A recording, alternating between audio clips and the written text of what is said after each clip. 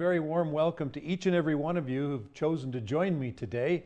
I'm Jay Rawlings, and I bring to you a regular commentary on the news that's breaking out from Israel. It's called a biblical commentary because I read what's in the Bible and then I read what's in the newspaper, and I try to put the two together. Of course, the latest event is this Israeli blockade of a freedom flotilla of 6 ships that came down from Turkey.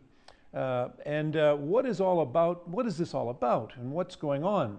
I was explaining to my family who are visiting from Canada here in Israel at breakfast this morning, and my sister-in-law said, well, why don't you tell that on TV? Why don't you tell the people what's really going on? Because I explained to them what a blockade is really all about and why is there a blockade going on of Gaza by Israel. Is it because they want to be mean to the Gazan people? No. The only reason that there's a blockade going on is because last year there was 1,000 rockets launched by Hamas terrorists into Israel. And Israel is trying to stop this, and so they don't want any more weaponry going in there. In the previous years, 10,000 rockets were launched into southern Israel to civilian areas and schools and kindergartens.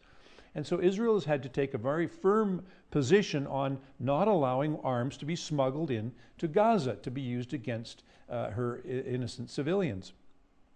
And this is what's happened. But during the same period of time when these rockets were falling, 1 million tons of humanitarian aid have come through Erez crossing into Gaza from Israel to help the people of Gaza. That's 1 ton of aid for each person. And so Israel is not, against the Gazan people and trying to hurt them and make life difficult for them. But the flotilla of ships that came down had another agenda. And that agenda was to make Israel look like they were making the Gazan people suffer. So they've come with their 6 ships, 5 of which, and they were all warned. They all were warned, said, we will escort you to our port of Ashdod. Just let us examine your cargo, and then we will help you get that cargo from there into Gaza and to the people. Now, 5 of those ships all agreed to that, but one, the largest, did not agree, and it was commissioned by another organization, IHH, who is known to be a Hamas sympathizer and supporter.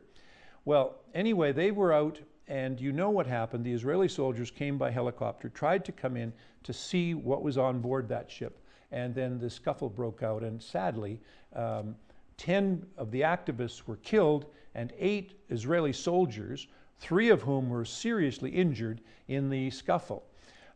It was not intention, it was not Israelis' intention at all. In fact, they were told, the soldiers were told that this is a police operation, go in with the minimum amount of force and violence to just find out what's on board that ship. And that was the whole objective of it. If they'd agreed to that, it would have worked perfectly and there would have been no violence. So let's put the blame where the blame really belongs. The blame belongs to first of all, to Hamas, who are, commandeering and taking away all human rights from people in Gaza, for example. They're also working closely with Iran to get weaponry brought in. Many ships have been found to have weapons in previous situations being brought to the Gazan Hamas leadership. Also, Israel has done everything they can to help the plight of the Gazan civilians over the years, as I mentioned.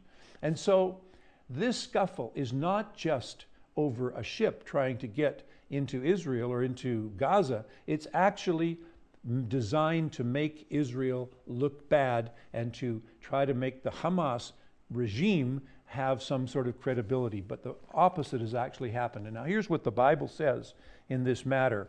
And it's very important that we always refer back to the book of books to see what it has to say. And here's what it says. Then you will understand what is right and just. And this is Proverbs 2, verse 9.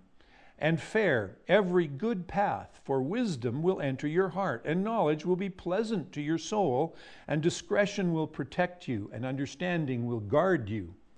Wisdom will save you from the ways of wicked men, from men whose words are perverse, who leave the straight paths to walk in dark ways, who delight in doing wrong and rejoice in the perverseness of evil, whose paths are crooked and whose ways are devious. And so Israel is forced to deal with devious ways of the Hamas terrorists who won't recognize Israel's right to exist, who won't negotiate with Israel, who won't make any concessions, who won't even, and by the way, who have forced other Palestinians, the Fatah sympathizers, either killed them or made them go up to the West Bank. And so Israel is dealing with a very devious and a very difficult group of people who won't even acknowledge their right to exist, our right to exist here in Israel. And so it's a very complicated situation. And so when you read the paper and you see the news on your TV screens, please watch with discernment and with understanding. And God bless you. This is Jay Rawlings reporting to you for a biblical commentary on the news from Jerusalem.